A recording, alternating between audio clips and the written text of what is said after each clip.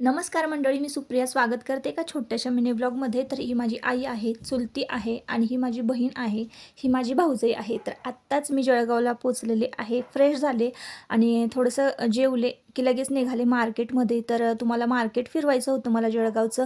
तर हे लुंकड म्हणून एक ज्वेलरी आहे ना, तर तिथं होलसेल दरामध्ये ना बँटेक्सचे आणि 1 ग्राम दागिन्याचे बरेच सारे व्हरायटी तुम्हाला बघायला मिळतील. मंगळसूत्राचे सेट आणि मंगळसूत्र तर बऱ्यापैकी छान टिकतात बरं का. इकडचे मंगळसूत्र मी भरपूर खरेदी करते इकडे आले की इथूनच.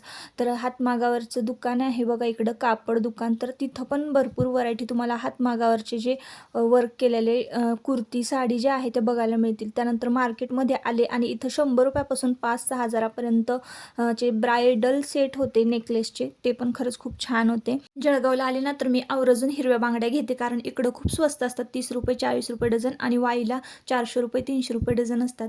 पुन्हा मी ट्रेनमध्ये बसले आणि तेवढीच गर्दी होती.